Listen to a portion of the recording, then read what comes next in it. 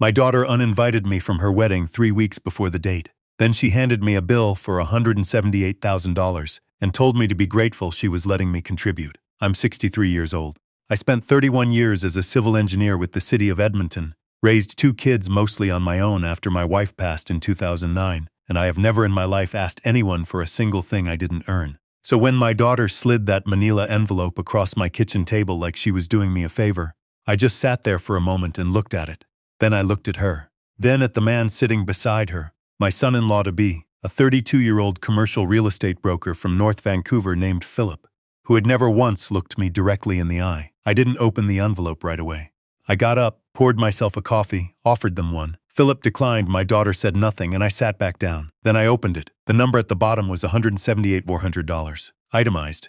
Venue at the Fairmont Shadow Whistler, $64,000. Catering per person at $304 for 240 guests, $81,000. Photography and videography package, florals and decor, $9,800. Honeymoon, 14 nights in the Maldives, $22,000. There were other line items: a calligraphy stationer, a day of coordinator, a vintage Rolls-Royce rental for 4 hours. Beneath the total, in my daughter's handwriting, Dad, Philip's family is contributing what they can. We need the rest from you. Please don't make this difficult. I folded the paper back exactly as it had been, slid it into the envelope, and set it on the table between us. Who put together this list? I asked. My daughter. I'll call her by the name I gave her, Nicole said. We both did. Together. Philip cleared his throat. My parents have already committed to the rehearsal dinner and the honeymoon flights. We just need you to cover the event itself. I said, I see. And that was the whole conversation, because 45 minutes earlier, before the envelope came out, Nicole had told me she'd decided I wouldn't be attending the ceremony. She'd said it casually, the way you might mention a change in parking arrangements. She said Philip's mother felt the seating would be unbalanced with my side of the family, and that since I didn't really know anyone in their social circle, it would be simpler for everyone if I watched a live stream from home. She'd already set it up, she'd send me the link. I want to be clear about something. I am not a man who cries easily. I didn't cry when I got the call about my wife. I cried exactly once in my truck in the hospital parking lot, and then I went back inside and sat with my kids for the next 4 days and did not cry again. I tell you this not because I think it makes me admirable, but because I want you to understand what it meant that, sitting at that table looking at the live stream comment, I felt something shift in my chest that I hadn't felt since that parking lot. I didn't show it. I said, I'll need a few days to look this over. Nicole said, the venue deposit is due Friday. I said, I heard you. They left. I sat at my kitchen table until it got dark. Nicole is my younger child. Her brother, my son Patrick, lives in Fredericton with his wife and their 2 boys. Patrick is 40 and works in forestry management, and is about the steadiest person I know. He called me that night, because Nicole had apparently called him first to tell him how the conversation had gone. She said it went well, Patrick told me. I said, she has an interesting definition of well. He was quiet for a moment. She left you out of the wedding? Yes, and sent you a bill, a detailed one. Calligraphy stationer. I don't actually know what that is. Patrick said some words that I won't repeat here. Then he said, what are you going to do? I told him I didn't know yet. That was the truth. What I did know was this.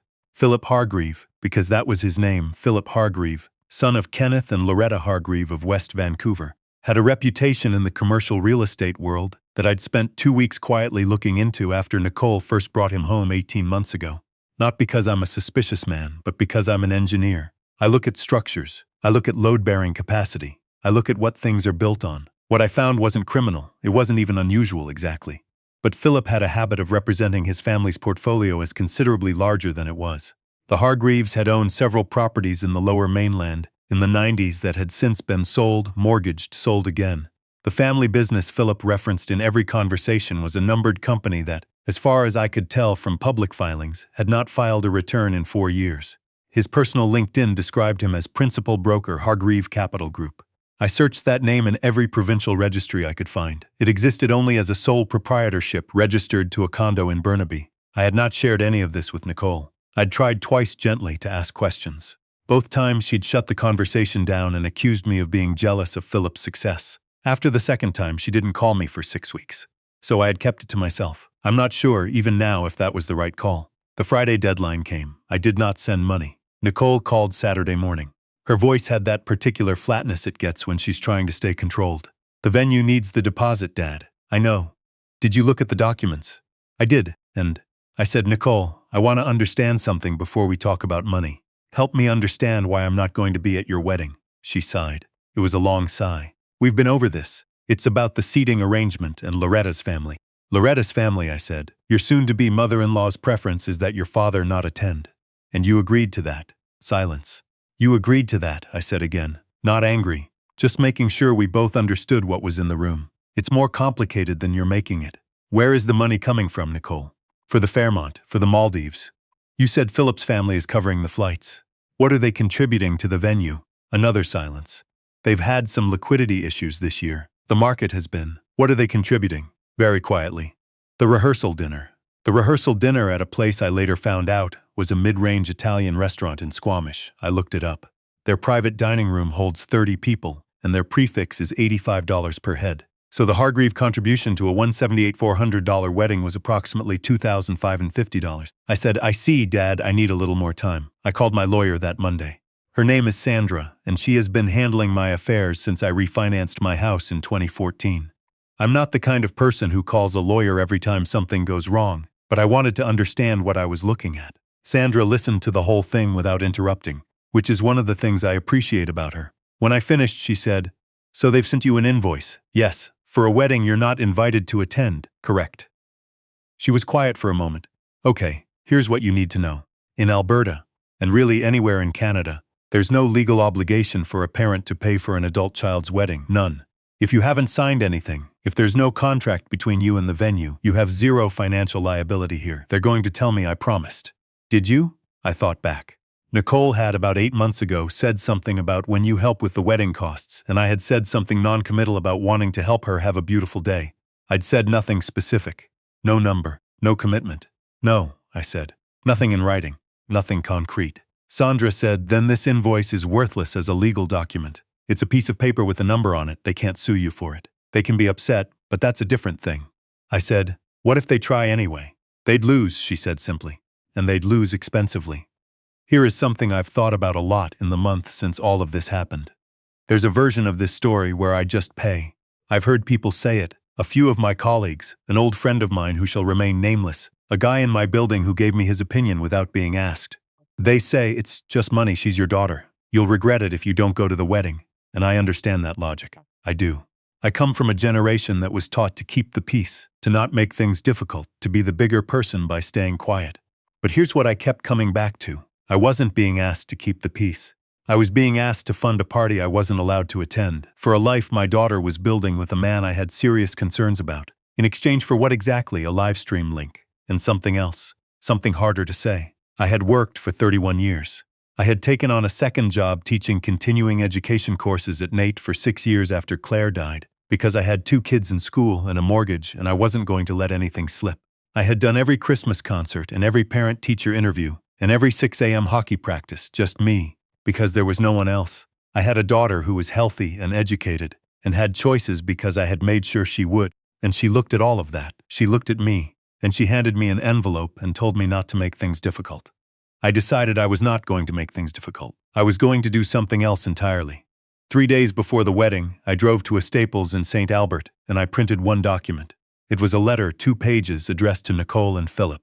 It outlined, clearly and without emotion, the following: that I had reviewed their financial request, that I had consulted legal counsel and confirmed I had no contractual obligation to contribute to their event, that I was choosing, nonetheless, to make a gift, because she was my daughter, and I loved her, and I wanted to mark the occasion of her marriage. The gift was a check for $1. I wrote in the memo line, with love from your father who watched the live stream. I sealed it in a card, a proper wedding card, the kind with a little foil accent on the front and a sentimental verse inside. And I mailed it to Nicole's apartment in Calgary 2 days before the ceremony. I also did one other thing. I called Philip's father. Kenneth Hargreave answered on the 3rd ring. I had found his number through a mutual contact in the construction industry, a man who had dealt with the Hargreaves on a commercial project in Kelowna several years back and had not been left with a positive impression. I introduced myself. I said I was calling because I believed our children were making a significant financial commitment together, and I thought it was appropriate for us, as their parents, to speak directly before the wedding. Kenneth was pleasant enough. He had a smooth phone voice. He said he was glad I called, that he'd been meaning to reach out, that he hoped we could get the families together at some point. I said, Kenneth, I want to ask you directly about the financial arrangement for this wedding. Because my daughter has presented me with a request for roughly $178,000, and I want to understand what your family's contribution looks like. A pause. Loretta and I are covering the rehearsal dinner, he said carefully. And the rest? Another pause. I understand you've agreed to help with the main event, I said. I haven't agreed to anything. But I'm curious, has Philip spoken to you about the Hargreave Capital Group registration? Because I've had some trouble finding it in the provincial corporate registry. The silence that followed was a different kind of silence.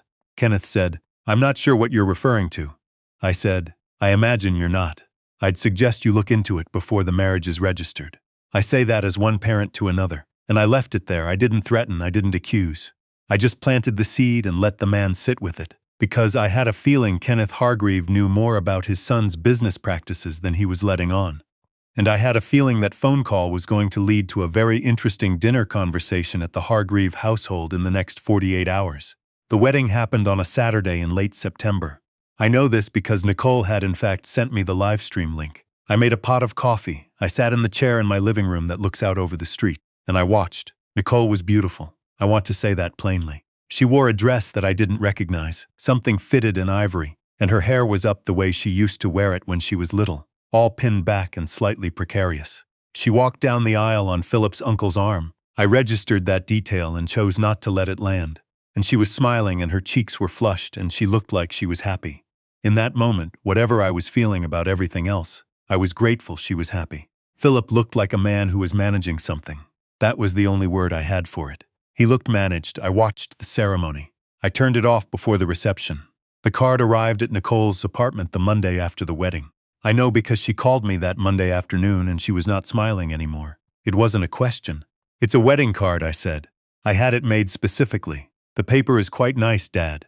$1. It's a symbolic gesture, a gift. Your mother always said that gifts from the heart don't need to be expensive. Don't bring Mom into this, Nicole. And here I let my voice go quiet, the way it does when I mean something. You sent me an invoice for $178,000. You removed me from your wedding, and you expected me to be grateful for the chance to contribute. I want you to sit with that for a moment, and then I want you to tell me what you think was reasonable. She didn't say anything. I love you, I said. I have loved you since the moment they put you in my arms. I worked every day of my adult life so that you would have choices. And you made a choice. I'm not going to pretend it didn't hurt. But I'm also not going to be treated like a line item in someone else's budget.